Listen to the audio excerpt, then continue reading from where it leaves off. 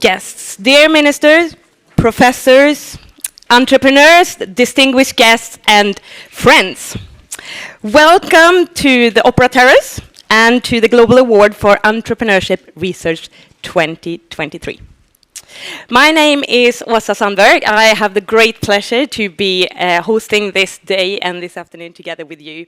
I have myself started several companies and also been a driving force for TEDx Stockholm and the TEDx Gothenburg community. So I'm a very curious, open-minded individual who loves the idea of spreading good ideas in the community, but also very passionate about entrepreneurship. Therefore, it's a great pleasure to be here today with you. We have a super packed afternoon ahead of us, so I will kick it off right away. And I will invite two people on stage that are as passionate about entrepreneurship as me, I hope, I think. I will introduce Anders Broström, Managing Director for Sweden Entrepreneurship Forum, and Lars Baxell, Chairman of the Board for Swedish Entrepreneurship Forum. Give them a hand, please.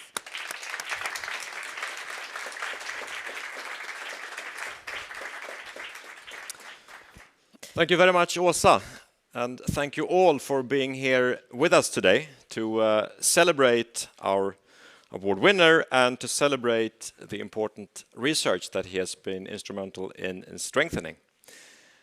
So I am the Managing Director of the Swedish Entrepreneurship Forum, an organization that exists because we believe that Sweden and the world needs much more of research-based dialogue about entrepreneurship and its the possibilities and opportunities that entrepreneurship opens for our society. Research-based dialogue, of course, requires both people willing to and able to participate in dialogue, such as yourself. It also, of course, requires interesting, relevant, and well-communicated research and a strong research base in these areas of entrepreneurship. Which is also why our organization is very proud to, in different ways, support the entrepreneurship research community. And of course, the perhaps most important way that we seek to do that is by making sure that this prize is annually awarded to a distinguished entrepreneurship researcher. Now we do this in collaboration with the co-founder of the prize, IFN in Sweden, and Vinnova, the Swedish Innovation Agency.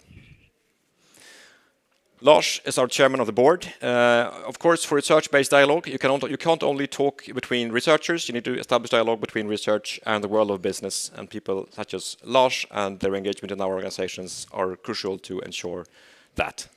But why the prize, Lars? Why the prize? Well, the prize would just look like this, and there's also a check. Don't worry, there will be some money worthwhile as well. Of 100,000 euros. It's our way of trying to emphasize the fact that research within entrepreneurship is so important. I said it before, and I'd like to take the opportunity to say it again. I left the Stockholm School of Economics in 1978. There were two of us, of the 280 students, that set up our own companies. The rest went to the big companies. I have the privilege of having two daughters who have left within recent years. They brought all their friends and boyfriends as well to talk about what the future had in mind. And I have learned now that the Stockholm School of Entrepreneurship, or the Stockholm School of Economics, is almost the Stockholm School of Entrepreneurship. I mean, every young person really have in mind to find a way to set up their own company.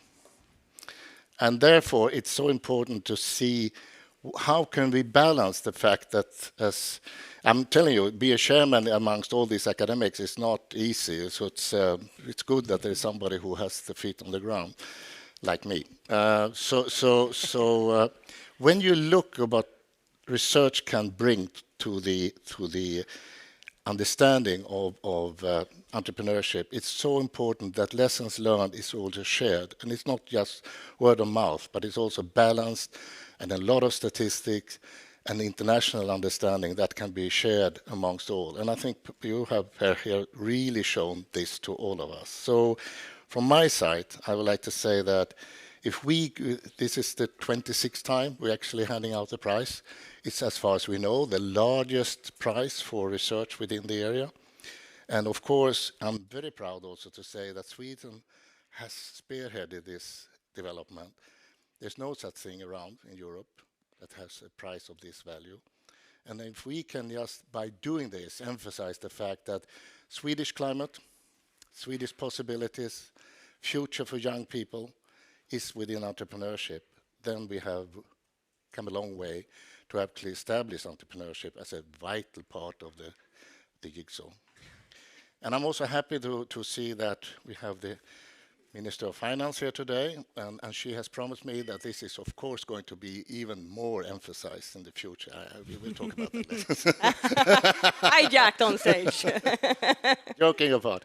No, but we are so happy to have this opportunity, and I hope that this afternoon and also what you're going to listen to this afternoon is going to sort of bring more knowledge and understanding and love for the entrepreneurship. Thank you very much. Thank you so much, Anders and Lars, for that information. Now I need to ask you, can I move this?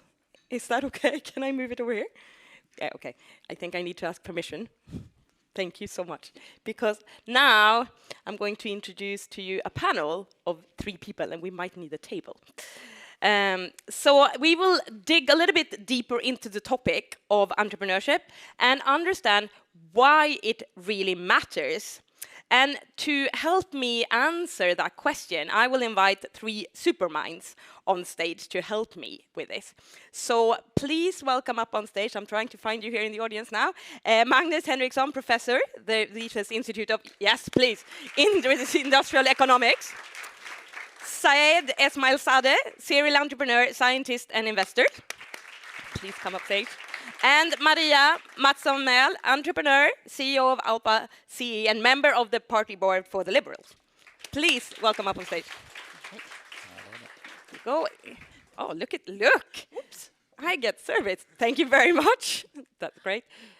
Here's some water for you. Perfect. Well, thank you for joining me.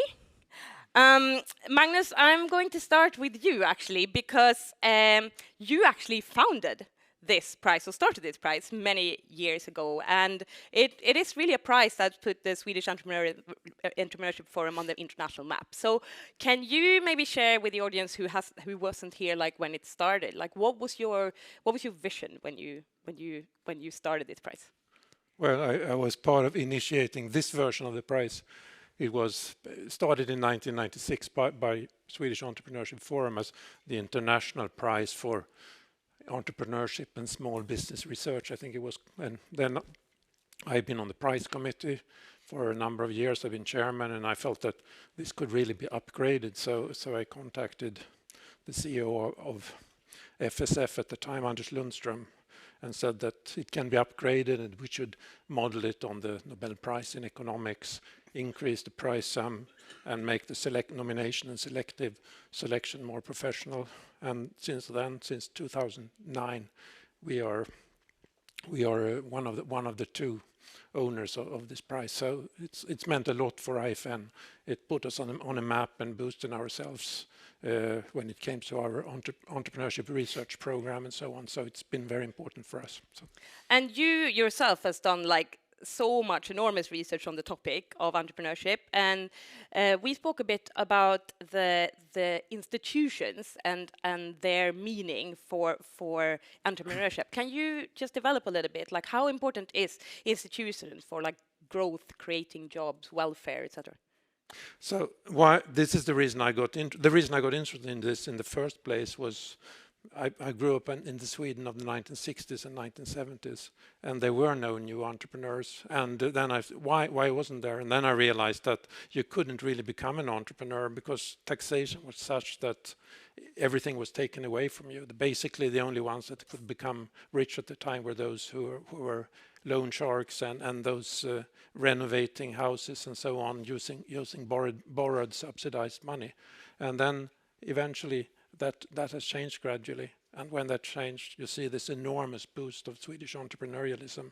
And that's why you have to look into this, and you have to look into it more carefully and see what kind of institutional setup more broadly do you need in order to get an entrepreneurial society. So that's it. That's why. That's it, simple and clear. Yeah. Yes. Saeid, you are currently the CEO and the founder of Esmaeilzadeh Holding, which you can shorten to EHAB, I've learned. And I know that the Swedish Entrepreneurship Forum and EHAB have had a strong partnership for several years, right? Can you tell us a little bit about the partnership and like what's the key to such great? Well, I mean, I have an academic background myself. I did my research and PhD in chemistry. So for me, when I started my entrepreneurial career, it was very important that every step I take, trying to understand the science behind it and what kind of studies have been done and what kind of data is out there. So, and in my belief, this organization is perhaps the only one that is combining academic research and practitioners, which is very valuable and quite rare constellation in Sweden. You can see more of that type of constellations on the other side of Atlantics. But yeah, so that is the principal reason why I believe it is valuable to supporting this organization, and I get lots of good insights from it. That's great. And as you mentioned, you started your journey in chemistry, right? And I understood it, I got told that before here that it was kind of almost like a discovery in the lab that actually led you to embark on this entrepreneurial journey in a way. Like how was the transition for you between like academia and business? I know it was a while back, but maybe you can just share some insights on that sure. journey. It was exactly about 20 years ago, and by accident I fumbled over new material, and that was the starting point of my entrepreneurial career. So I've been since then building up 20-something companies, and some of them divested to private equity firms, some of them listed on Stockholm Exchange. And today I'm running the business through my holding company. It's a family-owned business, Esmaeilzadeh Holding, and we have assets of around 9 billion SEK, divided over a handful of holdings. It was a gradual transition, and at that, I think it's much more common today, which having entrepreneurs running around or entrepreneurial activity in academia. By then, it was quite rare and something suspicious, so to see upon. And but I had great partners and mentors that will help me and could guide me through the process. I'll jump to you shortly, Maria. I just want to ask, because you mentioned 20 companies here. Like what? Like, I mean, like 20 companies. That is quite a lot of companies, right? And like how do you do it? Like what's the recipe for this? Like to keep going and to do it again? Or yeah, now I've done this, now I'm going to do this again 20 times. Like what's your magic recipe for succeeding over and over again? You know, the bigger the companies grow, the less you need to work with them. So the smaller one take, I guess it's like children. Hopefully. So it is a way, you know, it's very time consuming in the beginning. It is again, it's crucial to have right partners. It's the people that make it happen, and it's trustworthy people. I tend to, or at least I try to find creative, intelligent people that are also very score very high in conscientiousness, and you know that And we have a principle of, you have to invest everything you have in the business you are running. And I understand lots of people don't want to do that, but then you're not the right person for this task. So having a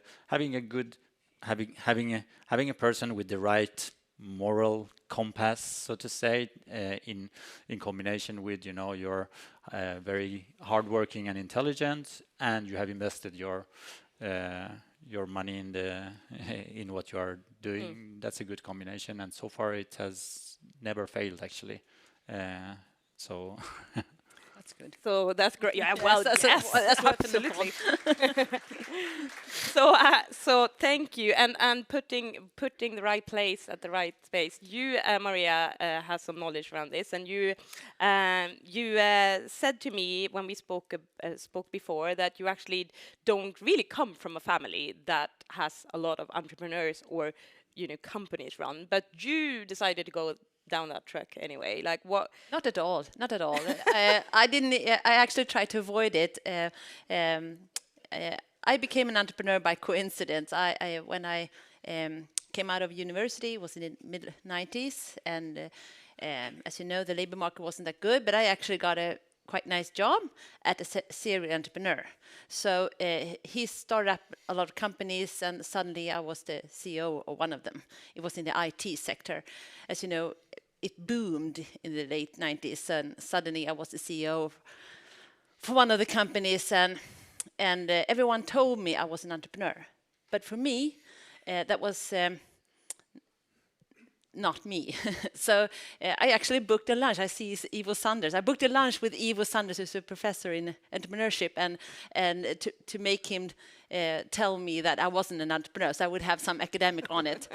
And after the lunch, he said, if you're not an entrepreneur, I don't know what. So after that lunch, I do say that I am an entrepreneur. And the reason is I did not have any role models at all. I read about Richard Branson and Jan Stenbeck, and they don't look like me. They don't talk like me. They don't do what I do. So therefore, I couldn't see myself as an entrepreneur. So you spoke about role models here.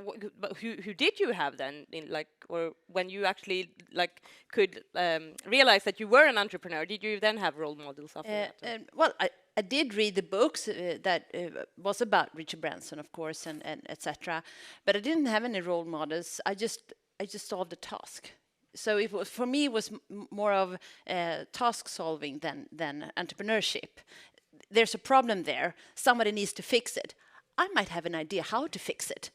So that was more my drive than the money or the company building. And I want to also lift to all of you actually, but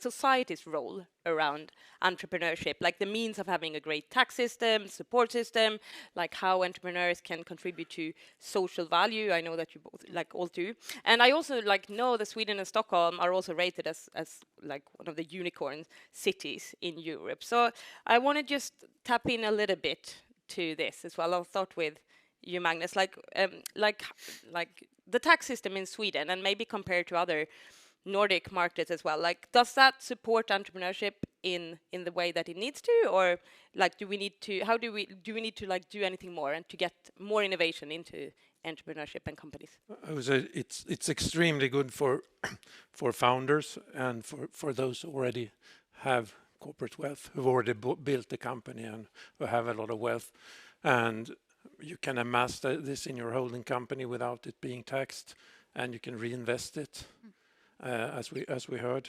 And it wasn't like this before, and especially since 2003, it's been very, very advantageous.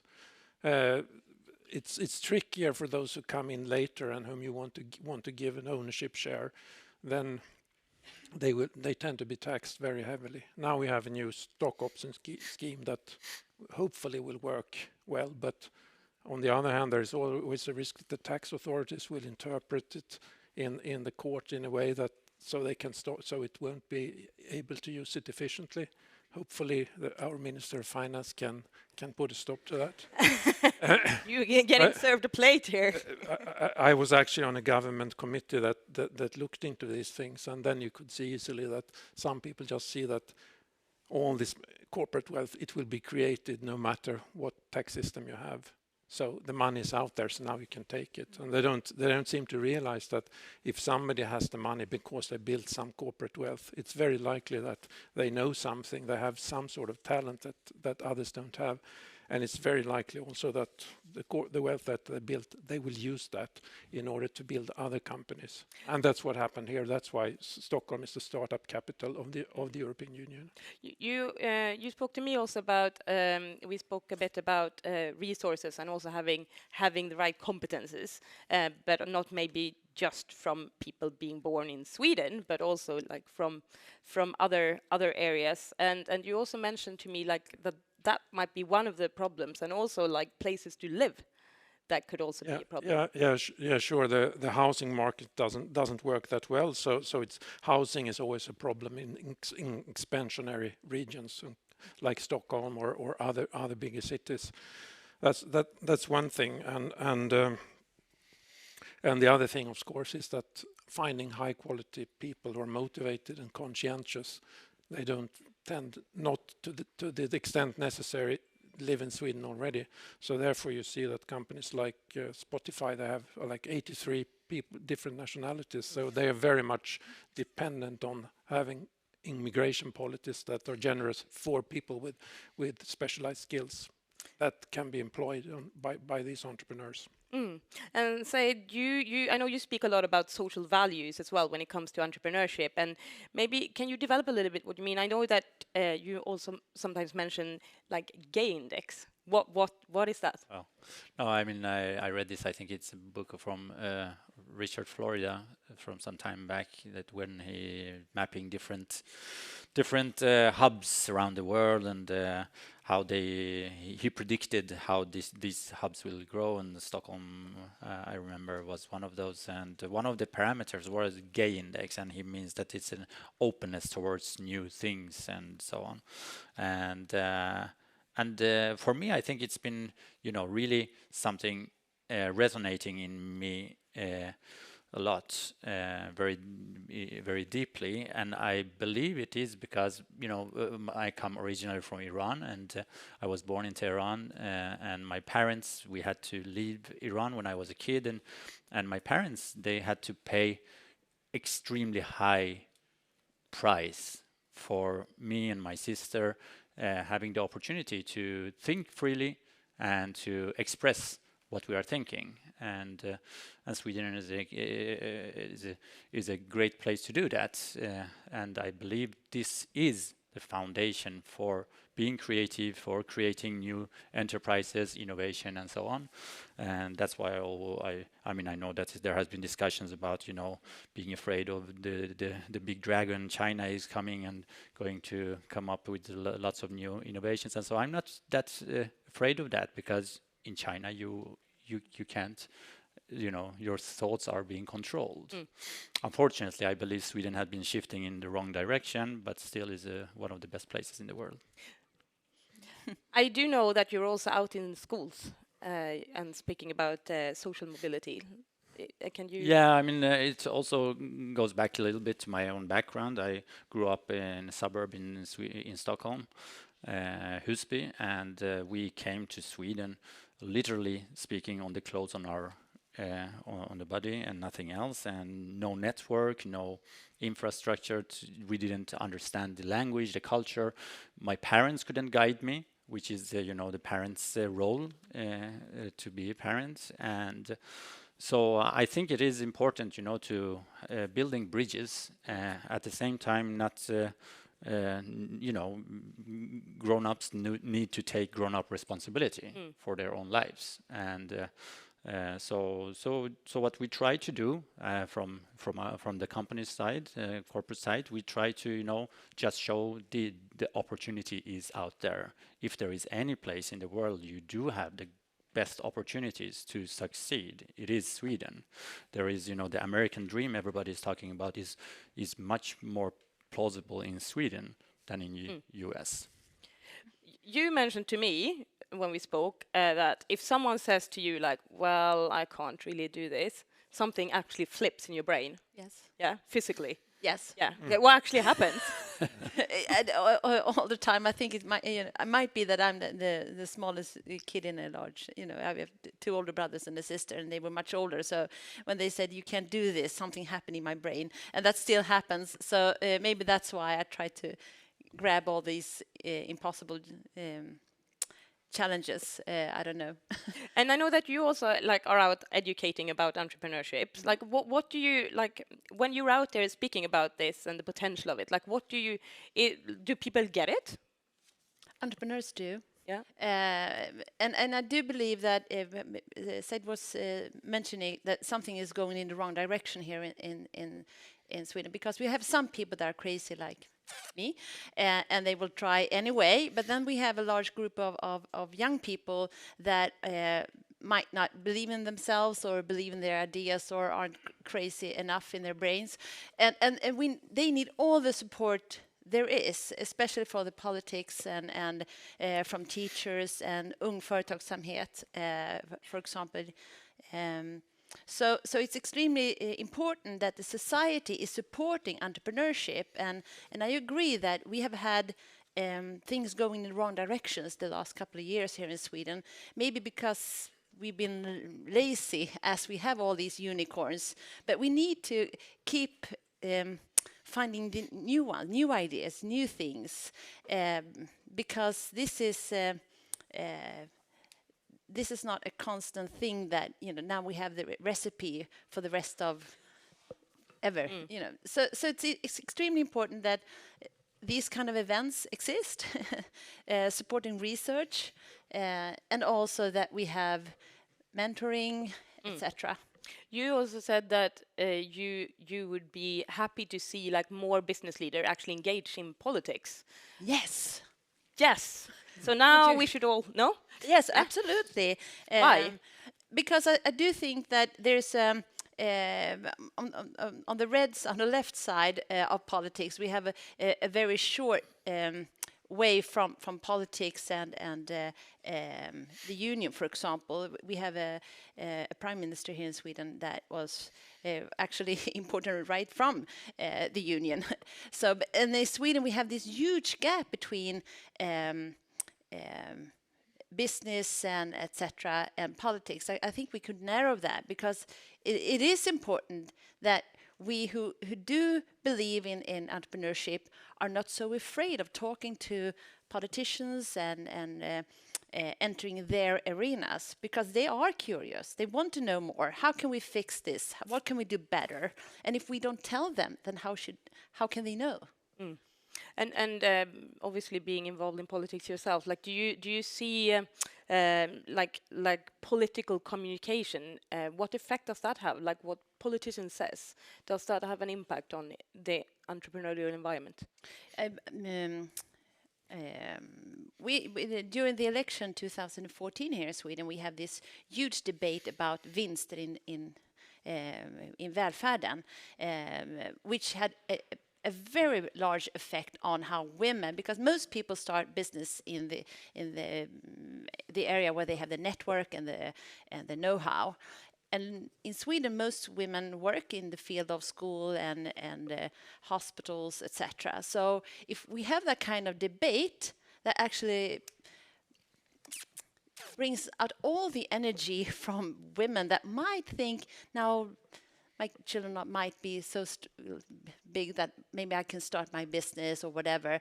They don't take the step. So it's extremely important that we don't have that kind of debate within between the politicians, because it's so hurtful for maybe a decade. So we probably have a mix in the room here of academia, politicians, business leaders, entrepreneurs, etc., etc. Magnus, when I spoke to you on the phone, you actually really made a difference between running a company and being an entrepreneur. Yeah, some people mistakenly say that self-employment is the rate of self-employment is the same as entrepreneurship. So if you have lots of people who are have sole proprietorships, then you have a lot of entrepreneurs, and that's not at all the same thing, because being an entrepreneur, you have a hopefully unique idea. You want to bring resources together like you do, and then grow the company and employ other people in creating productive jobs for them. And that's very different from being self-employed. It's not bad to be self-employed, but most people do it for necessity. You got to do it, or you have no employees. You do it just for yourself. But there are too many politicians who believe that we have to increase the share of the rate of self-employment. No, you have to increase entrepreneurship, because entrepreneurs are able to create good jobs where you can become an employee with good conditions, well paid, and so on. So we're going to wrap this up now, because we have other things coming after you. But just to finalize here, to increase entrepreneurship, this is a question to all of you, so you can answer it, all of you as well. What can we send with all of these people that are sitting in this audience? So maybe how can they, in their companies or in their roles, make it easier for entrepreneurs and entrepreneurship? Like what kind of systems do we need, or what do we need to change, or what can maybe these mixed group of people do to increase entrepreneurship, maybe in their companies or in their roles? Broad question, but Can I begin? yes. Okay. The most important thing is to always talk good about entrepreneurship. Always be an ambassador for entrepreneurship. That's the most important thing. Then everything else comes with it. Very clear. Who wants to jump? Yeah, one thing that where people dislike their jobs, where there's most malaise, most sick leave, and so on, it's usually when the employer is the public sector. Whereas if you're an entrepreneur, you need your employees to feel good at work, because otherwise they don't produce.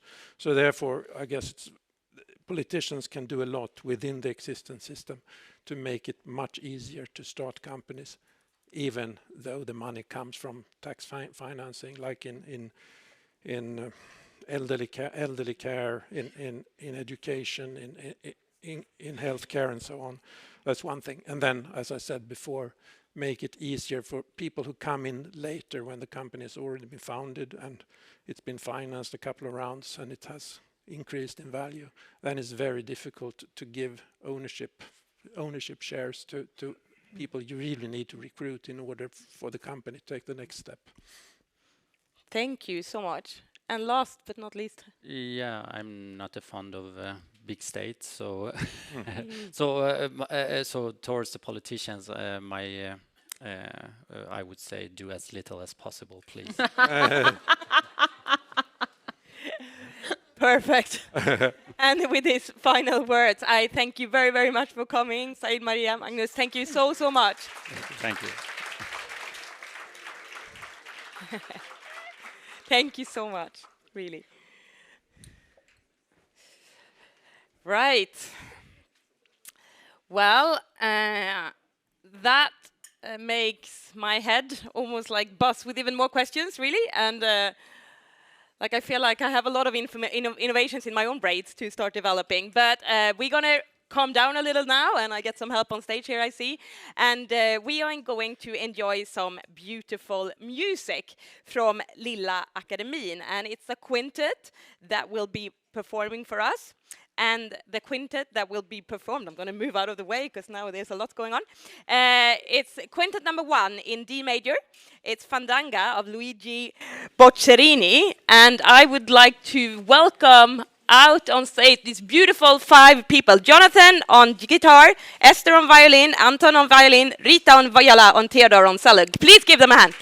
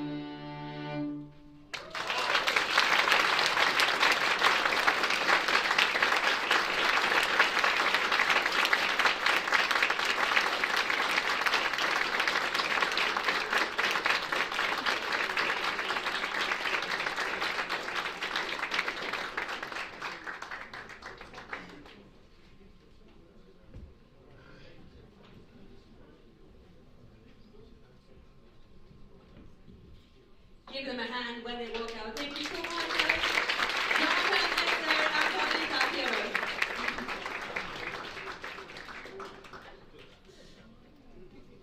Thank you so much. It was beautiful to listen to. Now I would like to welcome up on stage and join me here Elisabeth Svantesson, Swedish Minister for Finance, to give a short speech. Please welcome. Thank you. So fantastic. Brilliant. Tack. Friends, it is to a great extent entrepreneurs who have built and shaped the Swedish economy. From Alfred Nobel, Ingrid Kamprad, and I know also Göran Fredrik Göransson from Peter Davidsson's hometown Sandviken, to EHAB, many tech entrepreneurs and so many others that today take Swedish innovation to the global markets. Entrepreneurship is Sweden and is a Swedish tradition. Midsummer is coming soon. But I would say that Swedish entrepreneurship is also a Swedish tradition.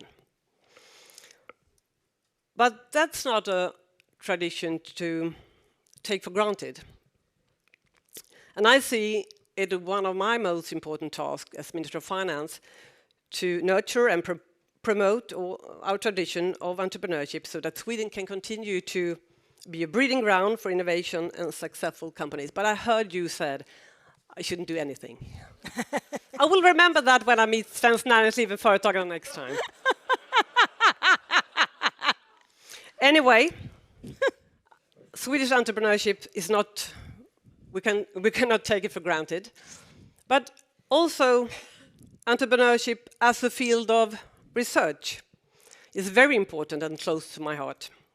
And the work of Peter Davidsson and his colleagues in the field of entrepreneurship research is key to understand what governments, my and our governments, but also others, of course, as well as other institutions and stakeholders can do to promote a good business climate, innovation, and economic growth.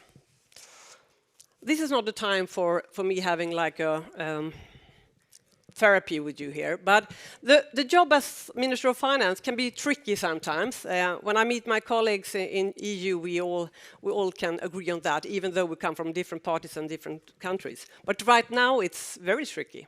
We have extremely high inflation. We're going into a recession. Energy markets are quite difficult. We have a war very close to us. And right now, fighting inflation is the absolutely most important thing to do, because if the inflation doesn't come down, we have problems for years ahead. But at the same time, I'm also looking ahead, 10, 20 or 30 years ahead, because we need to put place the structural reforms to bring down unemployment, of course, but also increase productivity and ensure the Swedish economy can grow and prosper years ahead. And just a few words about the government. I know I'm not here to talk about the government, but I will do it anyway. Some of you may wonder, what are you doing? I can just say 4 things when it comes to trying to improve the business climate and boost productivity. First, we have taken steps to simplify the tax rules. We have in a word 3:12, everyone knows this around the world, of course. And it is aimed to improve the conditions for entrepreneurs running small and medium-sized businesses. Second, we have increased tax deduction for employees working in research and development. I think that's important, and probably we need to do much more on that one. We're taking steps to bring down the regulatory burden for companies, and I think 1 or 2 of you would like to see that. And finally, I have put in place a productivity commission, like a productivity task force, and that's to have experts carry out and analyze the Swedish economy in both the private and public sector, see how can we be more productive. Finally, as someone with a background in academia and the field of economics myself, I've even been in the same class as you, Johan. You remember that? Yeah. You can never forget it. I see that. I see horror in his... yeah, and you didn't. Yeah, and thank you, thank you. I hope you all heard that. I would just really stress how important it is for our country to have a strong and diverse and independent research, ensuring that Swedish academic institutions can continue to challenge all truth and compete globally. That is a top priority for me and my colleagues in the government. And in other words, this country needs many more people like Peter Davidsson. Hear, hear. On that note, I would like to say congratulations and thank you for your fantastic contributions to entrepreneurship research. Thank you.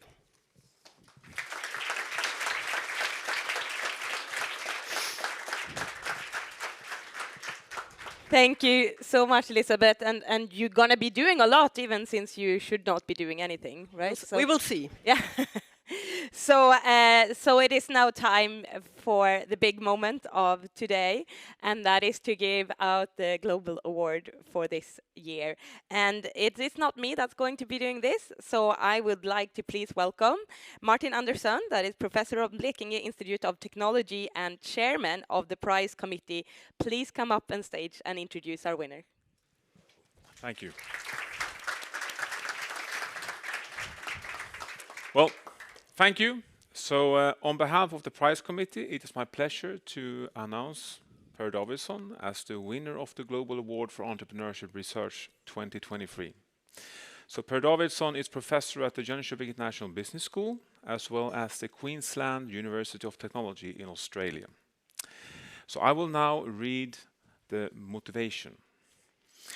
So Professor Per Davidsson personifies the pioneering, engaged and inclusive scholarship that has been decisive in the development of the field of entrepreneurship, making highly significant contributions during an extraordinarily productive career. His research on entrepreneurship and culture and his studies on the growth of small businesses have contributed fundamentally to the emergence, consolidation and flourishing of the entrepreneurship as a scholarly field. Throughout his career, Professor Davidsson has challenged prevailing assumptions and concepts, contributing to the critical refinement and renewal of the field and moving it forward. He has added enormously to our understanding of a variety of central phenomena in entrepreneurship. His books are foundational and are widely used in higher education.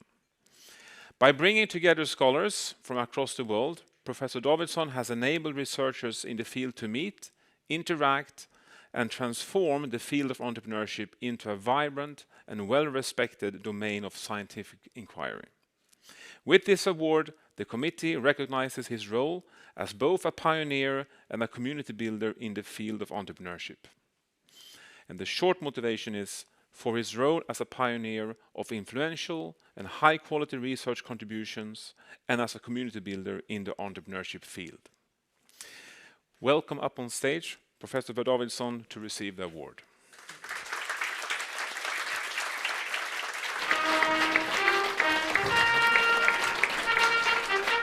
Jag är så nervös, jag sa fel namn.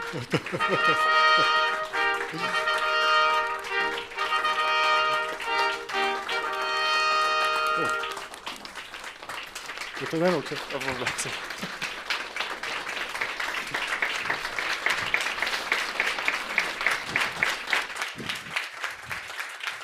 So I think we should get you here, so if you stand here with these two lovely people next to you, then we can get a little bit of a photo opportunity. Okay. Thank you very much. There you go. People you like, my three sons, I say the wrong name every time. I'm very sorry. I'm so nervous here. So I think you're wrong name. I hope you forgive me. It's a short form of Peter. Just being more efficient. I think you shall hold this. Yeah. Yeah, yeah. It's yours. It's yours.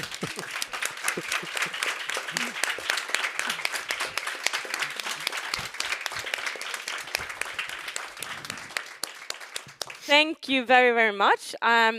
Professor, I think we are going to get to listen to you speak, but I think we need to relieve you of a few things while we do that. Otherwise, this is going to be a bit tricky, right? Yes. Yes, please. I think we should put this here, right? Thank you so much. Okay, there we go. So I'm just going to start by asking you, let's see how we get this on. Oh, perfect. Here comes someone to help me. Perfect. I just want to start by asking you the regular hockey question. How do you feel? Stressed because we're on time right now. So That's okay. That's okay. This is your moment of it feels great, of course. Yeah. I mean, this is a pinnacle of my career. You can't get any more prestigious award than this, realistically, in my field of research. So of course it feels great. Yeah. And I know that you're obviously now going to enlighten us a little bit on your career and some things that have shaped you, and also other award winners that might have inspired you. And you mentioned this is a highlight as well. Like, do you have any other highlights to maybe pop? That's not in. Well, when it comes to awards and recognition, I have an honorary doctorate that was great to get from Leuphana University in Germany. The previous award that this tops, of course, that I enjoy most was the Entrepreneurship Division Mentor Award, because this is for making other young people grow and hopefully beat you one day, which one of them is about to do this year in terms of citations. So that's the ultimate success, but I mean, that is one of the great gifts of this work, is to develop young people and see them grow and develop. And another one is also how international the job is, that you travel the world and you do. I think my 30-something plus PhD students come from 22 different countries, right? So you deal with people from all kinds of backgrounds, except for the all smart people. So they're good to deal with, right? And you jokingly said to me that you even helped, there's been new families. Yeah, but this is what life is, right? So everything you do, it has a lot of repercussions. But yeah, I've lured a number of people to Australia, and they find each other, and things happen, right? Love happens. That's how it is. Well, Professor, a big thank you and congratulations, and we look forward to hearing what you have to say. Yes. Okay. So we're a little bit over time, and I have more material than there's time for anyway. So this will be a motion picture now. Okay. So whatever, I can trust what I see here. So the title of my speech, How We Build Knowledge. We don't have to deal with the subtitle. And some ideas about this. So we develop ideas. When we're cocky, we call that theories. That's one thing we do. We also produce evidence. And that is quite a different kind of activity: data, results, observations. These two things relate to each other, of course. Ideas don't come from out of the blue. They come from some kind of preliminary evidence, and we also produce evidence to test our ideas. I don't know why two of them pop up at the same time, or three of them. We develop concepts, and the presentation is not what I delivered. So fantastic. Anyway, and we develop methods, tools, and all those things are related. That was Sidney Winter, a previous winner, who pointed out that how important concepts are, and that we have good concepts that we have agreed meaning of, and that has been an issue in entrepreneurship research, like in many other fields. All those things have something to do with each other. They are related. I have had the luxury of entering a very young field, so there's there's been both need and room for a single individual to play around in all of those areas, which is not necessarily the case if you enter a very mature field and you need to be more specialized and so forth. My dissertation work. The artwork is by my son Carl, he's over there, he was 3 years at the time. Continued entrepreneurship and small firm growth. At the time, entrepreneurship was much interwoven with small business, and that was the case with my thesis as well. So it was about small firm growth. Why is it that some businesses continue to develop and grow and others just level off? Right? And when I encountered the then available literature, it was a mess. A laundry list, a kitchen sink, or as we would say in Australia, occasionally a dog's breakfast, all kinds of different things that had something to do with this, but it was very messy. So what I did was sort of try to bring some conceptual order to this. So all of those specific things are there because they either indicate some ability to exercise continued entrepreneurship, a need to do so, or an opportunity to do so. And I also distinguish between the subjective reality, which is what directly drives behavior, and objective reality that comes back and bites you if your perceptions are too much off objective reality. And then I had to develop measures of this and ways to analyze it as well. So in all, it was a bit of developing concepts, ideas, methods, tools, and evidence all in one project. So I got very good training at Stockholm School of Economics, actually. Otherwise, the early days were a lot about evidence and exploratory evidence, mapping the territory. We didn't know what this phenomenon looked like, right? So it had been neglected for a long time, anything about entrepreneurship, small business, new business. So this is the main report from one of the big projects we undertook together with Leif Lindemark and Christer Olofsson. You find in this report 69 descriptive tables, maps, and figures, and some slightly analytical ones as well, but a lot of descriptions about how do different regions do in terms of business dynamics and the characteristics that drive business dynamics. A factoid that came out of this project that made it to media and policy debates, of course, was 7 out of 10 new jobs comes from small firms, which was repeating what the first recipient of this award had found as a scientific discovery 15 years earlier, because no one expected this, and was only because he compiled data and analyzed it in a new way that this surfaced. So that was David Birch, 1996. We also had a fun little feud with another award winner, namely John Halterwanger, 2021. So he was part of a trio that then had published a paper saying that this is all about methods biases.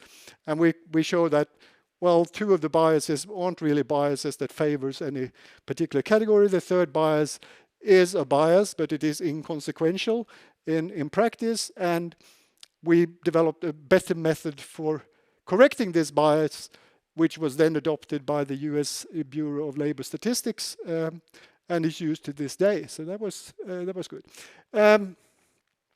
We also started to sense it isn't really about small firms. Small firms are not very innovative or job creating, but new firms are. And new firms tend to be small, so therefore the mix-up, right? And this is something that John Halterwanger later has become one of the big proponents of, and showing the importance of new firms rather than small firms. Another descriptive project, there was a lot of buzz about high growth firms in the late 90s, and we thought, okay, what are we really talking about here? And we showed in this project descriptively that depending on how you measure growth, you end up with completely different sets of growth firms. And others have shown, Downfelt among others, that when you look at this, you end up with different groups of firms as well. So it's more a stage of development, and it's not a homogeneous phenomenon. And we did this with Bill Gartner, who is also a recipient of this award, 2005. And he was the one who actually brought this to publication. We did something quite unique in that project that we didn't make as much of as we should have at the time, because we worked out a way of distinguishing between acquisition growth and organic growth in business statistics data, which you normally can't do. But in close collaboration with people at Statistiska Centralbyrån, Statistics Sweden, we found a way to do that. And that was quite revealing, because if you first define the top growers as high growth firms, the top 10%, and then you break it down by age and size, it turns out that the old and large high-growth firms grow almost exclusively through acquisition. The largest ones actually shrunk in organic terms. Whereas the small and young ones grow almost exclusively. The smaller and younger they are, the more organic is the growth. Which means that the importance of small and young firms for job creation is even larger than it normally shows in data, because you don't do it. And then we looked at this, and I became aware that we have never published this, and it's to this day it is unique. This is following how high growth firms grow over time through a deep recession, 90 to 94. And what we could see then is that they continue to grow through the tough times. But like other firms, it's difficult for them to grow organically. But instead, they grow more through acquisition, because the acquisition targets are now low in price, right, and easy to bring in. So that was quite an interesting finding that we didn't do enough of, so it didn't really become a knowledge contribution. I should so Paul Reynolds, the 2004 awardee, he initiated and ran 2 ginormous projects in the late 90s into the 2000s. One, developing a methodology for identifying and following business startups as they happen. And that was completely unique. And that was done in the US, and then we did it in Sweden, and I have done it in Australia, and there's other country studies as well. And then there was another one that was with an intention to compare countries, and that is the Global Entrepreneurship Monitor, which is going to this day, and which each year it tries to collect data on a number of indicators of entrepreneurship across the world. And using, among other things, what we have realized from Reynolds' initiatives, this is from a paper by Howard Aldrich, the year 2000 awardee. There is often we talk about the top layer, the venture capital backed ones, those that make it to IPO and so forth.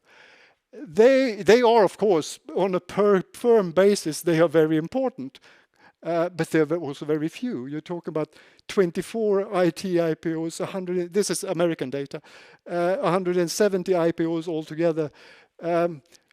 4,200 venture capital deals, and most of them are not for startups anyway, they're more for scale-ups, right? Down at the bottom of the pyramid, you have something over 10 million people who have some kind of involvement in business startups. 7.5 million startup attempts at any given time. 500,000 startups that hire someone within 1 year. And then we are into entrepreneurship, according to Magnus. I would give them all entrepreneurship status in terms of entering the market. They do something there. Continuing to be there, I wouldn't say is entrepreneurship. But if they all just hire that one person, well, the 24 IT IPOs would have to hire 20,000 apiece to match that, and they won't do that. This modest majority is important because there's so many of them, and and of course this is also where we talk about different things when we talk about entrepreneurship, right? Depending on what you include. So this was the quote that should have been in the other one by Sidney Winter, the 2015 awardee. Productive discussion is frequently impaired by a lack of sufficient clarity as to what the discussion is about. So that can be about concepts or our understanding of phenomena. But the early years were not just empirical fact-finding. Bill Gartner, who I mentioned earlier, he published a number of important conceptual papers in the late 80s and early 90s that are highly cited to this day. Arne Cooper, the 1996 awardee, who is not with us anymore, he was just this quiet achiever who did better, higher quality research, better research designs published in better places, and set an example for others to follow. Our big Swedish project here was not just bean counting description and all that. It was also part of a 7-country international collaboration driven again by Paul Reynolds, but also David Story, who was the 1998 recipient of this award. And this was a very great project to enter into as a young scholar under this kind of leadership. And so some of our things, so we published together in a special issue the 7 country studies. And although we had, and this illustrates, it's a microcosm to illustrate the dilemma of the free market of research, so to speak. If you read the different country studies, although they study the same thing, what are the regional drivers of high startup rates? Because they use their own concepts and their own measures and their own analysis methods, you don't get a very clear picture of what really matters across those studies. But then they did a forced harmonization across the 7 countries, and then the results were pretty clear. So the major drivers are growth and demand, which is indicated by population growth and income growth. The advantages of agglomeration, there are markets for all kinds of things, there are resources, there are sort of meeting of competencies and so forth. So the advantage of agglomeration indicated by population size and density, and then to have a small firm tradition that there is a lot of knowledge, legacy, role modeling and so forth. So these are the major drivers. The other factors that popped up in 1 or 2 countries, but not very consistently, so not that overall important.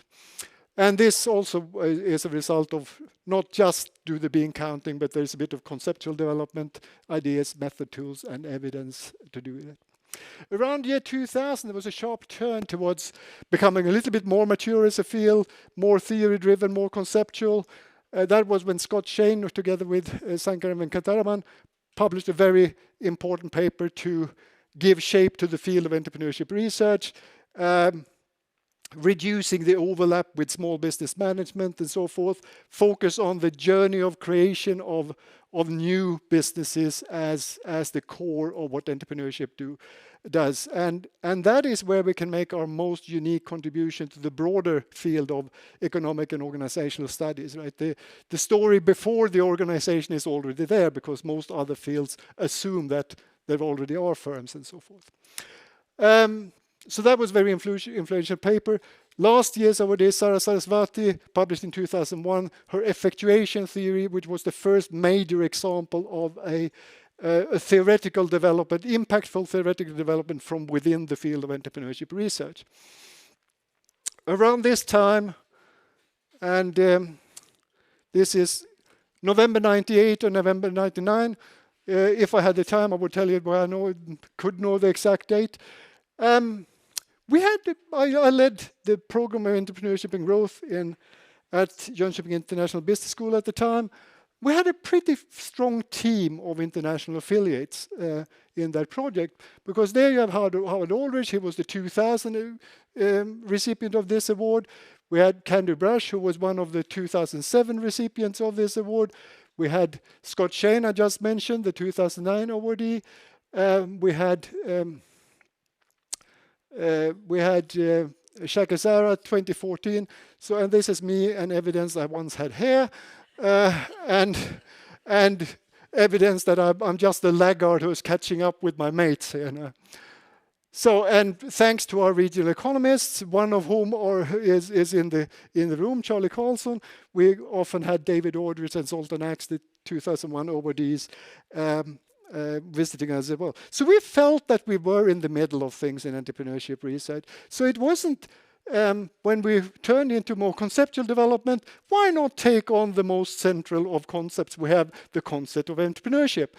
And now in the original draft of this, I would tell you a little bit about this, but there's 2 chapters in this book about that, and I can't do that in 1 minute. So suffice it to say that those Scott Shane and Bill Gartner were inspirational for what I did, and also 2 of the economists who got the award, Israel Kirzner and William Baumol. And one of the things that had been quarreled about, sort of speaking, what is entrepreneurship, was, do you define it on the basis of the outcome, what it does? or do you define it on the basis of the attempt, the behavior, the trying to do something? And taking one more step from Saeid and Venkataraman, I said, well, we need to separate the discussion of entrepreneurship and its role as it's a function in the economy, where I think it makes sense to say that it is something that has a definable effect, right? And leaning on Israel Katz there, I then said, well, it is the competitive behaviors that drive the market process. That was his words. And this means that something is introduced that gives some buyers a better choice alternative. It gives incumbents reason to improve what they are doing to meet this new competition. And this via role modeling also inspires others to follow suit and reinforce those two effects as well. And all in all, this leads to better use of resources in society, right? More efficient, more effective. Entrepreneurship as a research domain, we can't just study the completed success cases. So there we need to study the good, the bad, and the ugly of attempted journeys of creation of new ventures as the core of entrepreneurship research. Now we don't only stay in that core. We continue to take an interest in continued development through growth and so forth as well. So having dealt with the most central concept, I went on to the second most central at this point, namely opportunity, which Shane and others had popularized to good effect in the sense that moved us to before something was completed. But there was a lot of confusion in the use of this concept, and it turns out that the opportunity, which works perfectly well in everyday lay language, is not a really good research concept. So in this paper, which is currently the best cited paper since its publication in the leading entrepreneurship specialty journal, I said that we're talking about three different things when we talk about entrepreneurship, talk about opportunity. All three are important, but we need to separate them because so on the aggregate level, you have what I call external neighbors, and these are favorable conditions in the business environment, especially as arising from changes to the business environment, because changes stir things up and that creates room for new business. But unlike Shane and Venkat, they are not complete success recipes that you can find out there and just implement. It's just a little help here and a little help there with different business functions. You have new venture ideas, which is the mental image of the venture to be. Right?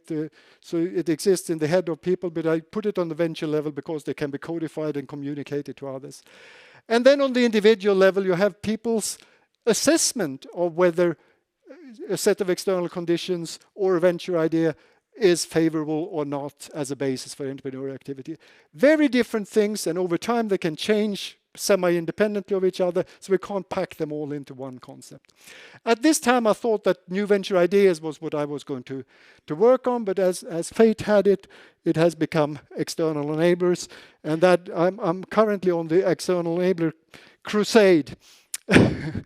And so external enabler is a collective label for seemingly very different types of changes to the business environment: technological, regulatory changes, natural environmental changes, macroeconomic swings, sociocultural trends, demographic developments, and so forth.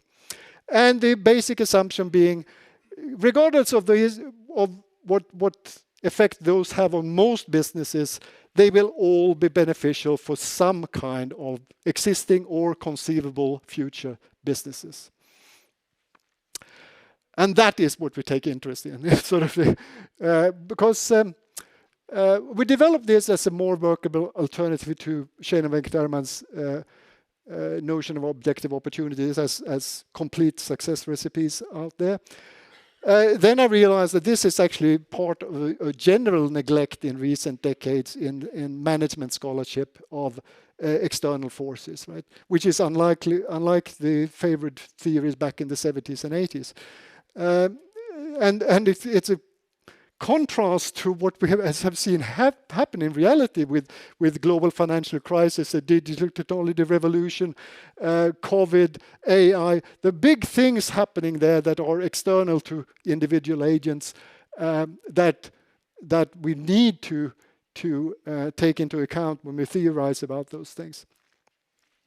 And then we reviewed the existing literature, relatively small literature on entrepreneurship in response to environmental changes, and found that this research was scattered, told interesting stories about individual instances, but didn't use common language, so it doesn't accumulate knowledge. So that is what we tried to do when we developed the external enablement framework, and I don't think I should even try to go into this in detail, but say, okay, we know agents and context are important, others do that, we don't focus on that. Those are very different types of changes, but we don't emphasize difference by type. We emphasize commonalities. What kind of relevant variance do you find in all of those? Well, they have different scope in spatial, sectoral, socio-demographic, and temporal terms, different range and magnitude of impact.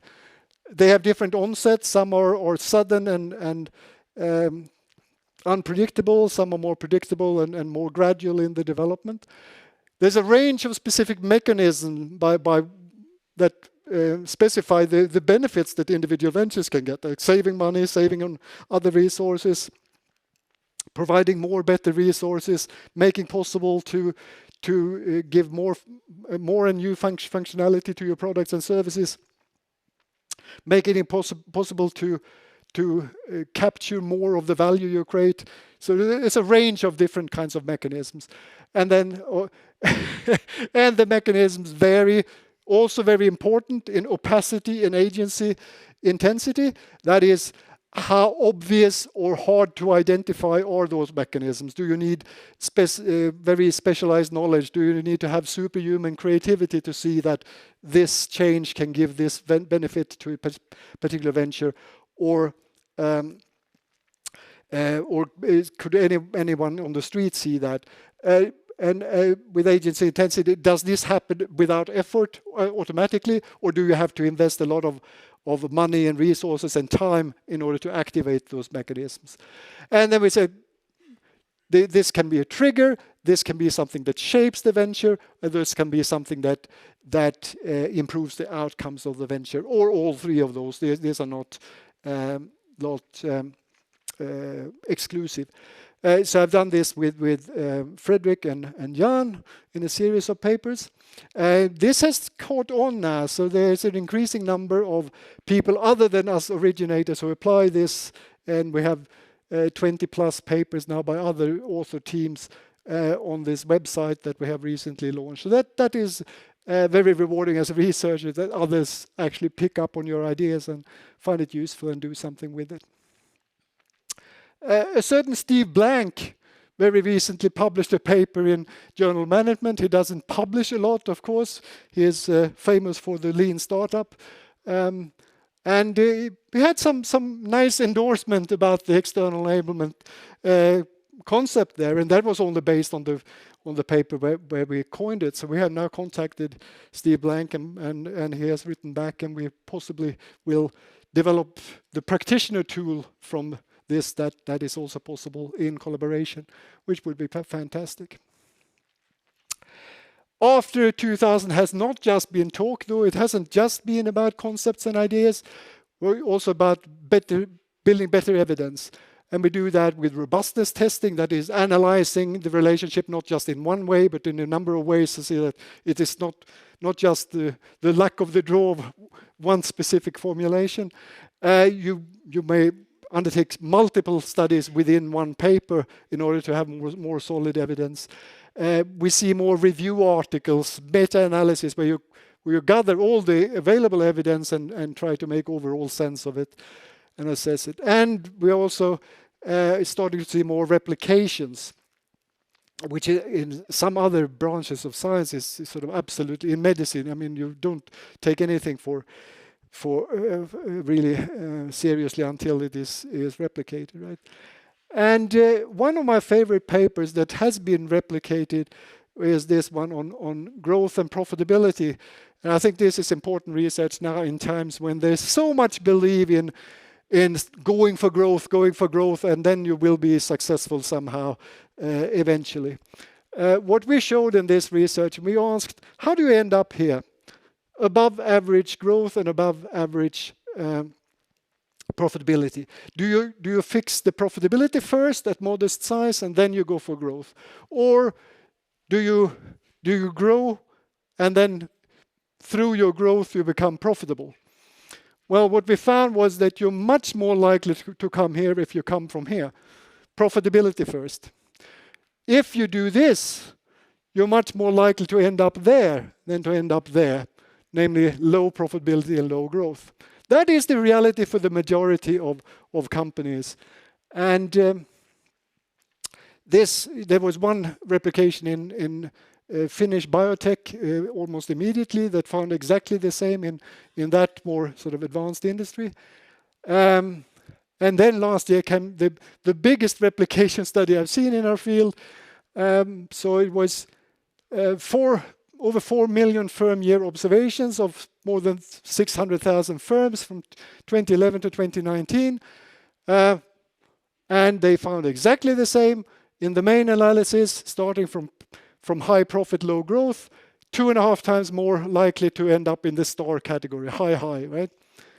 Starting from high growth, low profitability, 2.5 times more likely to end up in poor, low performance. And the effect was not always as strong, but in every analysis, every single analysis in 28 countries, both size classes, all 4 industries, all 4 industry sectors, all firm size classes. Now there's something wrong there. For all time lags, 1 to 7 years, and for all 3 measures of growth, sales growth, asset growth, employment growth, for both measures of profitability, return on assets, return on equity, and for all different analysis approaches that they tried, the way we analyze the data and a couple of other ways of analyzing the data. So if you think that growth before profitability is generally a good recipe for any category of firm, the burden of evidence is on you. I have not seen any studies showing this. Finally, it is a journey of co-creation. We do this better when we do it together. Either we do it together in concurrent collaboration or we do it together in some kind of relay, right? So we build on what our predecessors did well. So I've tried to highlight some of the earlier award winners here.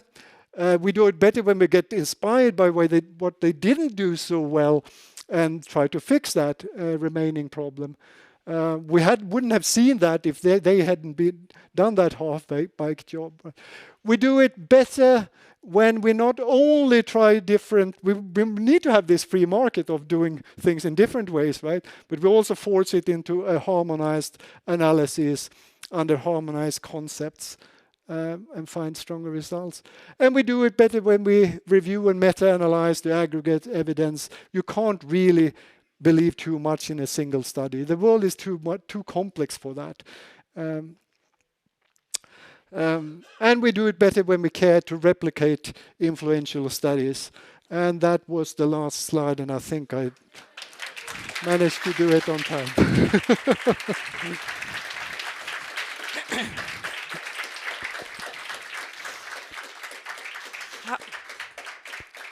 How quick were you? Well, there was 30 minutes on the dots. That was the the challenge I had, right? But we were also 15 minutes behind, so that was very entrepreneurial of you, very solution-minded. Well, can I? This was amazing to listen to. I'm curious because you've done so much, and you've obviously been inspired with by so many people. Like I haven't prepared him for this, so like, what have been your biggest like surprise during this? Like not biggest, but like maybe like an insight that you've gotten that you just did not expect at all. Well, there are different kinds of surprises. We don't often make sort of scientific discovery, right? The extremely strong results with organic and acquisition-based growth, you don't really often see effect sizes of that magnitude in social sciences. So that was one surprise. I was surprised by those results they show in this massive replication, because the problem otherwise has been a replication crisis in psychology and to some extent in economics and so forth. When you try to do it again, the results don't show up, or they're not as strong as the original study. This is unbelievable. I wouldn't have believed it if it was somebody else's research. And another thing I surprised myself was when I coined that concept of external enabler. I thought that was a better way of dealing with it, but in our continued work we have found much more potential in this than we realized at the time, right? Of different kinds, that it really works as a tool for theorizing, and it also has broader application than just the creation journey of new ventures. So, yeah.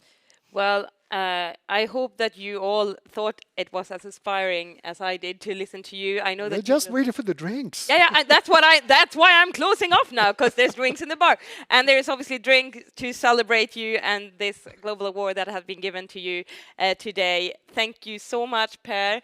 Thank you so much to everyone that have contributed, both in panels and everything today, but also to you, and also people online that have been following us, maybe even from all over the world. Or maybe they've been sitting up listening in Australia as well.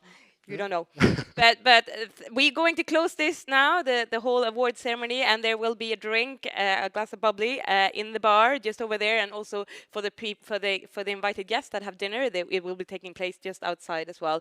But from all of us, a big thank you, and let's go and celebrate. Okay, thank you.